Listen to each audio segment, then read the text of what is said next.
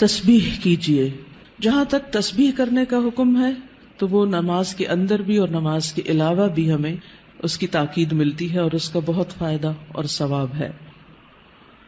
خاص طور پر غم اور پریشانی دور کرنے کے لیے اللہ سبحانہ وتعالیٰ کی تسبیح بیان کرنا بہت فائدہ دیتا ہے. اسی طرح نماز کے سجدے کے علاوہ جیسے سجدہ تلاوت ہے، سجدہ سہو ہے، سجدہ شکر ہے، تو ان تمام سجود میں بھی تسبیح کا حکم ہے.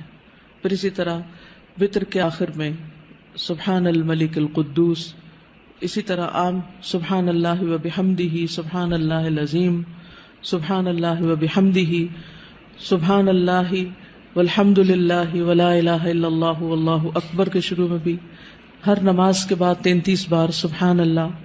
اسی طرح سبحان اللہ و بحمدہ عدد خلقہ ورضا نفسہ. تو تسبیح کے کئی صیغے ہمیں ملتے ہیں، تو ہمیں اپنی زندگی میں کثرت کے ساتھ اللہ سبحانہ وتعالیٰ کی تسبیح کرنی چاہیے. بس آپ نصیحت کیجیے.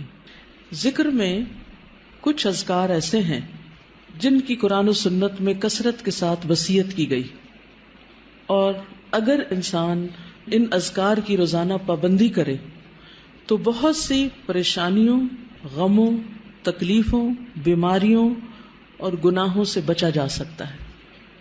یہ ذکر قلعہ ہے، محفوظ قلعہ. جب انسان اللہ کا ذکر کرتا ہے تو ایک محفوظ قلعے میں آ جاتا ہے. کس کس چیز سے قلعہ ہے؟ کس کس شر سے؟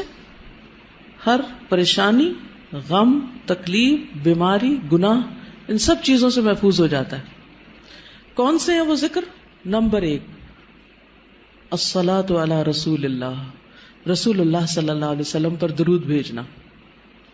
نمبر 2 کثرت الاستغفار. ہر غم سے نجات مل جاتی ہے انسان کو جب انسان استغفار کی کثرت کرتا ہے. یا ذا الجلال والاکرام کی کثرت. رسول اللہ صلی اللہ علیہ وسلم نے اس کی تاکید کی ہے کہ کثرت سے یا ذا الجلال والاکرام پڑھا کرو.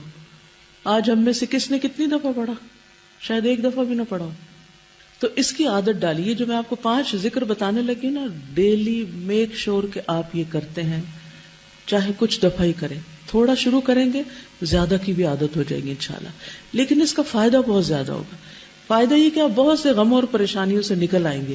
جب ان سے نکلیں گے تو آپ کا وقت بچنے لگے گا، اور وہ وقت آپ مزید انویسٹ کر سکتے ہیں ذکر ہی میں. پہلا کیا ہے؟ درود شریف. دوسرا استغفار. تیسرا یا ذا الجلال والاکرام. آپ نے فرمایا الظو، اس کو زیادہ کر لو، لازم کر لو.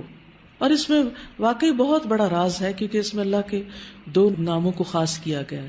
یعنی ایک جلال کی بات ہے اللہ کے، اللہ جل جلالہ کہ اے جلال، جمال، کمال اور عظمت کے مالک، اور دوسرا الاکرام، عطا اور بخشش کے مالک. یعنی آپ اللہ کی حمد و ثنا بھی کر رہے ہیں اور مانگ بھی رہے. چوتھا لا حول ولا قوت الا باللہ. نبی صلی اللہ علیہ وسلم نے صحابہ کو اس کی بہت تاکید کی اور فرمایا کہ یہ جنت کے خزانوں میں سے ایک خزانہ ہے، اور آپ اس کو پڑھنا شروع کریں تو آپ عجیب و غریب تبدیلی اپنے اندر پائیں گے. نمبر 5 لا الہ الا انت سبحانک انی کنت من الظالمین وکذالک ننجی المؤمنین. غموں سے نجات کے لیے.